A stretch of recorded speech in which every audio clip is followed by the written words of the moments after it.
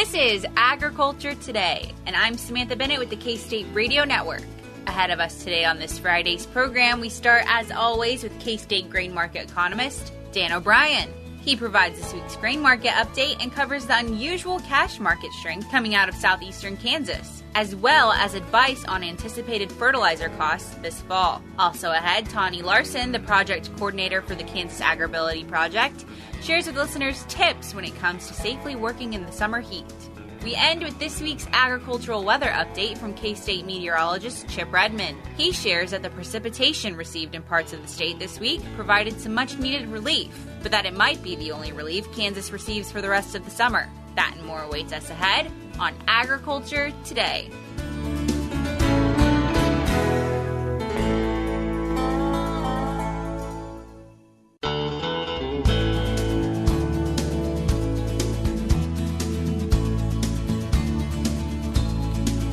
This is Agriculture Today. We are back now for our weekly grain market update from grain market economist here at K-State, Dan O'Brien. So, Dan, thanks for joining us. Thank you, Samantha. Absolutely. Let's start, as we always do, with our futures markets for our different grains. What has the grain markets futures really shown this week?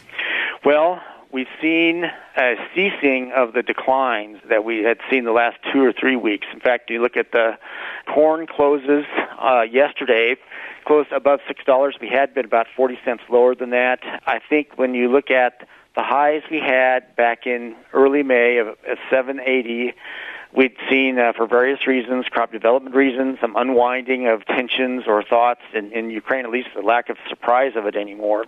We had dropped down to about 560 from the 780 high, so a tremendous drop without question.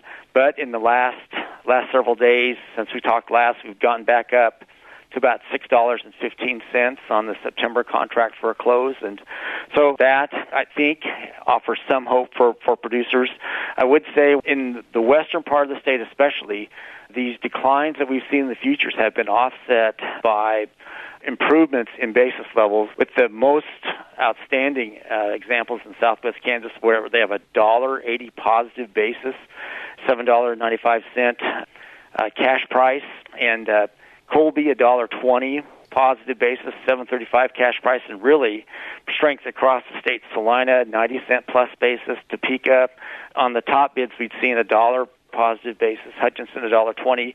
Columbus, showing a lot of strength and a lot of grains in Columbus, Kansas, and southeast part of the state, $1.25 to the plus side. So positive news, I guess, to the degree that here we've lost $1 or $2 or $3, couple dollars or so in terms of futures. We've seen the basis in Kansas across the state, most strength in the western part, having mitigated some of that futures price loss. So sure. Interesting to watch. Absolutely. Dan, you mentioned, last week our futures outlook, we weren't too optimistic about it, but we've really seen a better week this past week. What was some of the reasoning of that? Well, we had back and forth on news out of Ukraine, and I think initially the news the sentiment, the hope that there'd be an opening in exports has been to some degree kind of mitigated, kind of muffled some with ongoing tensions, problems emerging in that. So that's the optimism or hope that Ukrainian grain shipments would increase, again, contributed to lower prices. However, even though in parts of the state we're seeing moisture now, there's a forecast out in the 6 to 10 day window off into the first part of August there, where we're forecast across the Corn Belt, especially in Iowa, eastern Nebraska, to see above average temperatures. We've already had in Kansas, and particularly western Kansas, damage from high temperatures to tasseling and pollination for corn. Well, now we have continued dry weather for corn that will continue to affect that crop in terms of just moisture availability. But when you're getting into August, you're starting to get into soybean development and soybean reproductive stage development, particularly flowering and pod setting. So all that's in play. So what I just said for corn, when you go over into soybeans, we've seen a close on the August contract over $16. Of course, we're just about entering the delivery phase on that. So $16.09 yesterday for a closing price for the August futures. September, $14.57. When you look at soybean cash bids in Colby, Salina, Topeka, you're seeing over $15 for top cash bids in those major markets. In Hutchinson and Columbus, you're seeing bids over $16. Really, again, surprising strength in the Columbus, Southeast Kansas market, $16.34, really one of the top cash price bids in the state, 25-cent positive basis. And Hutchinson, not far behind, at $16.12. We don't often think of Columbus, Kansas as a price leader in the state, but bless its heart, it's doing great. So that's good there. And I think we're in the mode now where our harvest is done. We're watching basis levels. For the most part, it seems like we haven't seen basis levels that you, in a normal year, which would normally go from here and lower. If anything, we've stabilized and are slightly improving for wheat basis. So I think anybody that was holding wheat unsold that they just harvested or waiting for a return to $9 and $10 wheat, well, we're not there yet, but at least we stabilized and improved some in the last week or so. Absolutely. And, you mentioned the interesting strength in those cash prices for the southeastern part of the state. Really, why do you think we're seeing that now? Well, I need to go examine that more, but that the southeastern part of Kansas is affected by demand pull for feed grains in particular, heading off down into the poultry feeding areas in Arkansas and on in there. So a little different market than the rest of the state. And with that stronger southeastern Kansas influence, I need to go and study more exactly what's happening on the soybean side. However, the Port of Catoosa down in Oklahoma isn't far from southeast Kansas, and I suspect probably the key to answering the question of why we have strong soybean prices in southeast Kansas has probably a fair amount to do with what's happening at that export port down in Oklahoma, and I guess again the demand pull of beans coming out of the southeast part of the state down into that Oklahoma port. Sure. And we were talking beforehand a little bit, and you mentioned to me that wheat prices, all things considered, are actually quite good right now. Well, they are from a historic point of view. If our reference point is the highs that we'd seen over the last 2 or 3 months, well, yeah, we're disappointed it's not $10 wheat. But historically, $8 wheat is a strong price. Have tended to have pretty high cost of production in the state for wheat, particularly in years when we have just so bushels to spread costs out over. Well, here on a per bushel basis, if our break-evens are $4.50 to $5 wheat, $6 in some areas if we have lower yields, well, $8 wheat, we're tending to be in an area for most folks, except those that suffered the hardest, and some of that's in the western part of the state with short yields, except in the hardest hit areas, we have a price that's covering cost of production. We'll see where crop insurance payments end up at for number of folks that did have those short yields and for hard red winter wheat out in the west. And what we're short on bushels, we're hoping for a pretty good payoff in terms of crop revenue insurance safety net coverage as we would go off into the next month or so.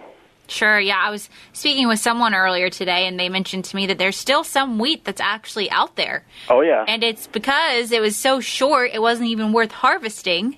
Right. So they've just left it to kind of cover that soil and protect that soil as, the month went on. But it's sad when you think about it in terms of that. Our former colleague, Art Barnaby, used to say the worst possible outcome is to have just enough wheat, 20, 30 bushels, that you still have to go out and harvest it. And it's a worse situation to have harvesting expenses under your belt than having such low yields that you can just leave it out there and, as you say, use it for other soil coverage uses. So in that case, if folks aren't harvesting wheat, they've at least escaped the burden of having to go harvest it in a low yield situation like this. Well, in terms of other stories we wanted to cover today, fertilizer price is another one. It's been a hot button issue for a while now, but is there any hope in the coming year potentially, or are outlooks kind of still gloom and doom? Well, you're talking to an ag economist. The outlook is probably almost always gloom and doom. That's what we all normally do. But prices have come down for fertilizer so far, and really the natural gas market, which is natural gas being a key input for nitrogen fertilizer in particular. If the natural gas market stays high and companies that will be buying those high-price inputs and then having to cover costs as they send the product out, if that continues to be the case, then we would see we may see some return of higher fertilizer prices heading off in the future. Some of the geopolitical issues that cause phosphorus, phosphates, and other sources of fertilizer to be high on the world stage don't really seem to have been unwound yet. Again, Russia being a major player in that. So I think probably the judicious situation is for crop producers on price breaks to go ahead and see what they can do to lock in prices at moderate. I wouldn't say these are low levels, but at lower levels than we were seeing in the spring of 2022 for usage either this fall or off into spring of 2023. It seems to be a situation where I think judicious producers have been paying attention to the fertilizer market all along, and I think that wisdom and a set of wise moves be all that much more important in what we're looking at off into 2023. Again, the big question to ask oneself is, well, what do we think that the natural gas market will do? And so far, I think that that's really where the situation in Europe with Russia sending natural gas supplies to the EU, European Union, the high price that's come about because of constraints there and geopolitical issues, that affects the world market for natural gas. So, yes, one casualty of that Ukraine-Russia war that's kind of a secondary effect is that fertilizer prices are probably going to be kept high until all that would get unwound and natural gas prices would move to the lower side. Sure. As always, Dan, we thank you so much for your time. Thanks, Samantha. Take care. You as well. Once again, that was Dan O'Brien. He is our grain market economist here at K-State, covering this week's grain market report. We'll be back with more ahead on Agriculture Today.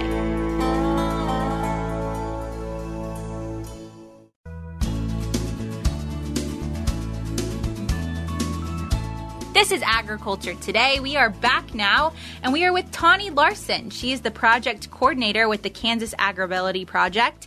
And today, Tawnie is going to be speaking with us about things to know about staying healthy during the hot weather months. And we are in the bulk of them right now. So, Tawnie, thank you so much for joining us. Thank you for having me today. Absolutely. So let's start off this conversation with some tips. You know, we've talked about on the show before heat abatement when it comes to taking care of our cattle, but we need to keep in mind the same thing when it comes to our producers and the people working in agriculture themselves. So what are some tips people can keep in mind? I think that's a very good point. I think farmers and ranchers don't have the option to stay inside and sit in the air conditioning when it's hot outside. So they are subject to extreme weather conditions, whether it's hot or cold. Mm-hmm. And now we're facing a lot of heat. And so some good tips would be to dress lightly and wear long sleeves that are light color. And they even have clothing now that has ultraviolet protection factor, so that helps with any sunburn through the clothing and can also help be a cooling factor as well. And, you know, all these tips, including the clothing, is to make sure that the people that are out working in the field with you also are aware of these types of tips or also have these practices. And if you have some youngsters around, you may have to make sure that you dress them properly and protect their skin and, you know, keep them cool as much as possible during the day.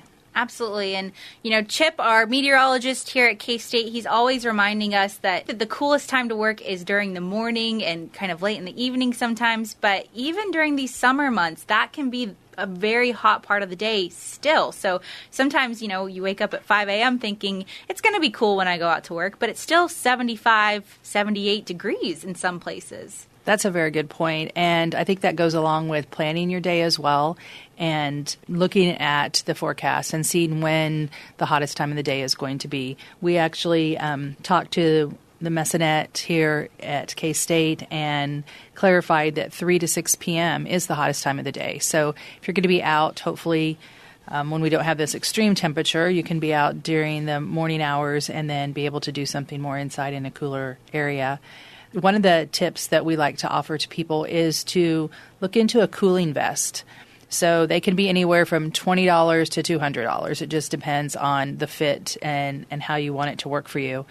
But the basic idea is that it is a vest and that it has pockets on the inside and you freeze water. So you put these ice cubes basically inside the vest, zip it up, and then you're able to go out and work and your core stays cool because that's really important. your whole body will stay cool if your core stays cool. Mm-hmm. And there's also heating vests, and I think those are really nice, but they're separate, so you wouldn't have, one of the same. Sure, and maybe, a cheaper alternative for producers that are like, well, that sounds great, but I don't want to spend that much money on one, might even be cooling towels in some cases, right? Yes, the cooling towels are really nice. They can be dropped into cool or ice water from a cooler or whatever you might have around.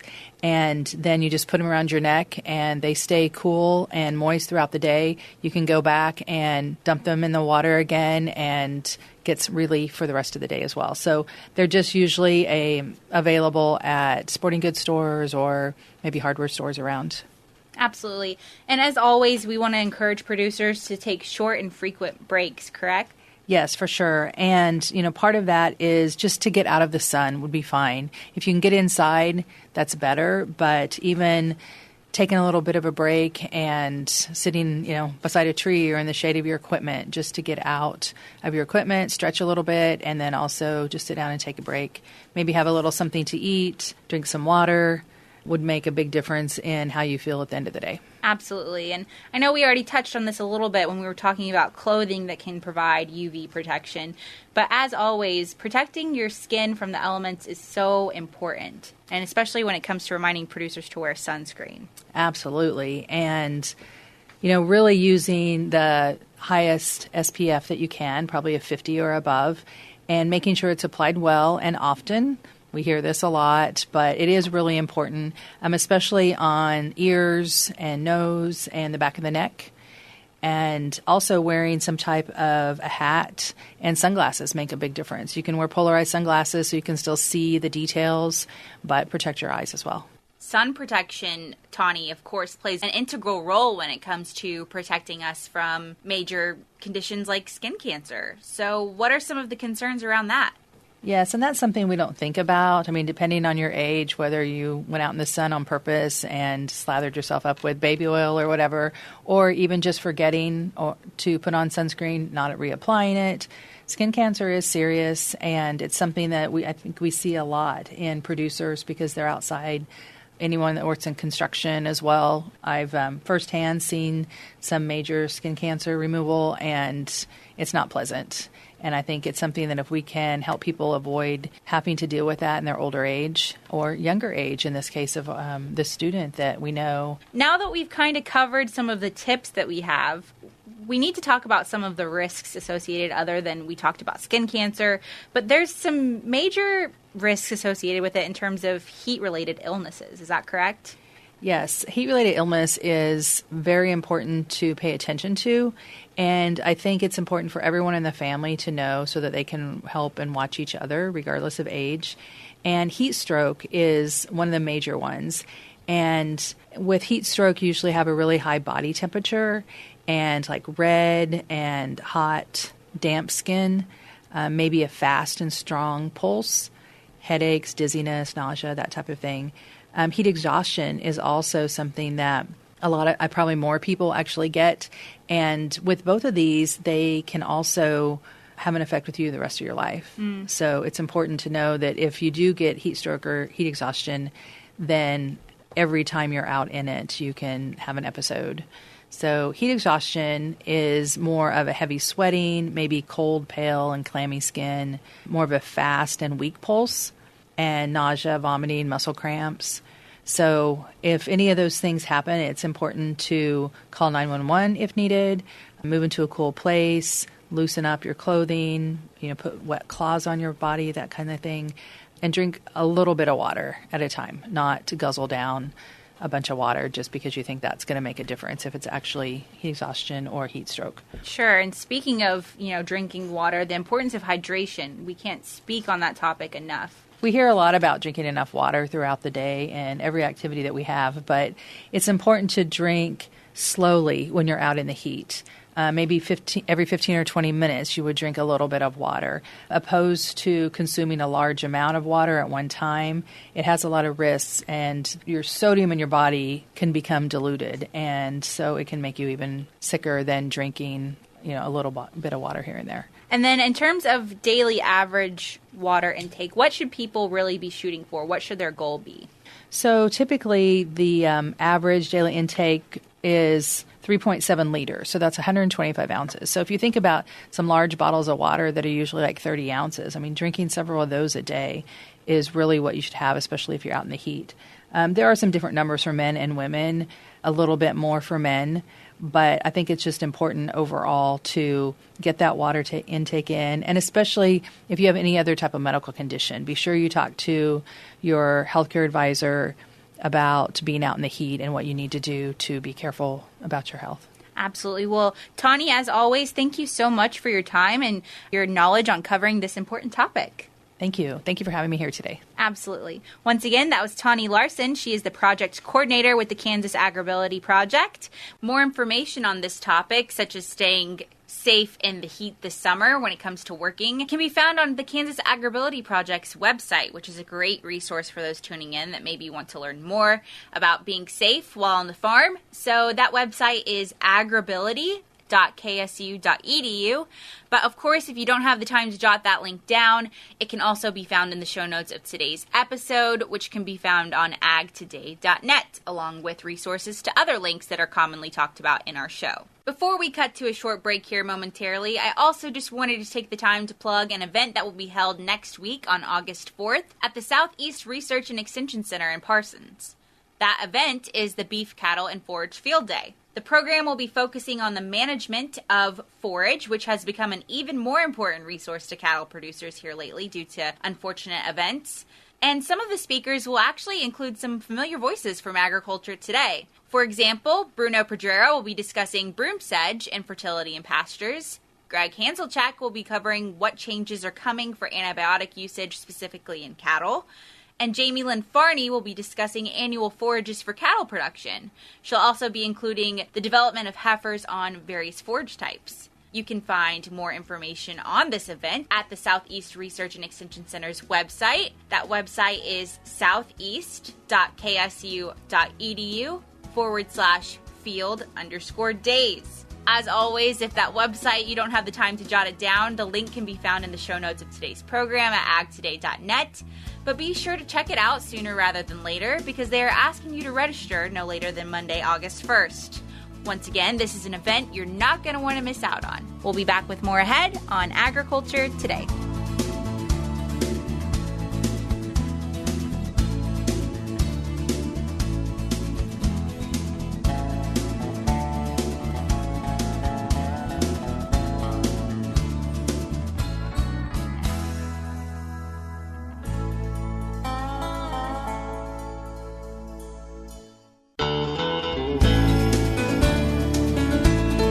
This is Agriculture Today. We are ending today's program, as we always do, with our agriculture weather report from K-State meteorologist Chip Redmond. Thanks for joining us, Chip. Yep, thanks for having me. We've had an optimistic week. We're bringing some positivity to the air today. Yeah, for about 90% of the people. Yeah. Keep in mind the people who didn't get it. You know, being in Manhattan, we get a little skewed with our mindset for the whole state. But regardless, it's a welcome change from what we had.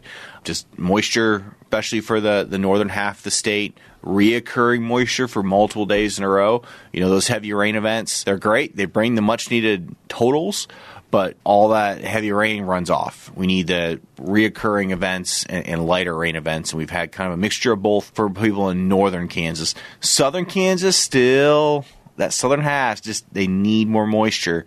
They've gotten some spotty localized rains, but nothing like we've seen up north. In fact, like even the far southeast and portions of southwest really haven't gotten any measurable rain yet this week. So hopefully that changes today into Saturday. We're still expecting some rainfall, and hopefully we can keep that trend. Another big positive, though, is cooler temperatures. Yes. And cloud cover. Oh, man, I kind of forgot what a cloud looked like there for a while. But just cooler temperatures is great for the crops. They were really, really drought stressed. Unfortunately, it's too late for some of them, but keeping the optimistic side, cooler weather is greatly welcomed after days. We hit 112 is the warmest we've gotten so far. That was hit last week. Wow. In southwest Kansas. So we were really warm. Yeah, definitely some welcomed relief for a lot of the state then, for that matter. But I'll keep doing my rain dances for those in the south that haven't quite gotten any precipitation yet. Yeah, they welcome it greatly. I'm sure. That's kind of the week we've had. what can we expect in the coming weeks? Yeah, so basically we've had a really strong high pressure that's dominated over the Central Plains. That high pressure's weakened temporarily, and we've had some storm systems come in from the north that have brought some of that southwest United States monsoon moisture eastward into the Central Plains. Unfortunately, that ridge is expected to build back in. We're expected to have high pressure kind of restored starting beginning of August, which is only a couple of days away. And then temperatures going to start warming again, and that moisture moves back west and north, and we dry out again. And so it won't be quite to the magnitude of what we have, at least to start, but it looks like a persistent weather pattern that's going to hold potentially for several weeks. Where the new outlooks came out, they expect drought to continue to worsen into the fall because of that. Just a really persistent weather pattern that's hard to break. Wow. Well, in terms of breaking it, is there anything we can hope for coming up maybe this fall to kind of break this pattern of drought that we've experienced? Yeah, one of the things you look for as you go into fall is tropical activity. Typically, that jet stream starts shifting back south, but it usually needs something to break it and start it. It's been active. It's just been active to the north of us. We need to bring it back south and get some bigger, what we call troughs or dips in the jet stream southward. So we keep an eye on the tropics this time of year. We're heading into peak hurricane and typhoon season in the northern hemisphere, where if we can get a really strong storm system like that to get wrapped up into that jet stream, it can buckle that jet stream pretty rapidly and yield big results downstream. So that's kind of our hope at this point, to break hopefully this high pressure that's been dominant and hopefully bring some moisture with it as well. We still have an active monsoon to the southwest, expected to gradually diminish as we get through August. But with that remaining moisture to our west, there's hope that we can still tap into that if we do get a break in the pattern. Sure. And when it comes to chances, what are our odds there with that one? Well, I'm a meteorologist, so odds are up in the air. But right now, the likelihood seems to be we won't tap into a whole lot of that moisture. We're going to be pretty dry for August. We still have some humidity. We're going to have, especially with the onset of this heat, we're going to have a lot of lingering moisture from the recent rainfall for hopefully the whole state. And that's going to be really humid, really almost excessive heat, be very likely. And then we'll gradually start drying out and the heat will become bearable again. But dry and warm is going to be the rule probably through into September. Absolutely. Well, hopefully producers are making the most of appreciating this rain that they have or maybe potentially haven't yet gotten. But thanks again for that weather update, Chip. Yep, thanks for having me. I keep hoping we'll bring better news next week. Well, once again, that was Chip Redmond. He is our K-State meteorologist with our agricultural weather update. That concludes this Friday's programming, but as always, we will be back with more next week. For Agriculture Today, I'm Samantha Bennett with the K-State Radio Network.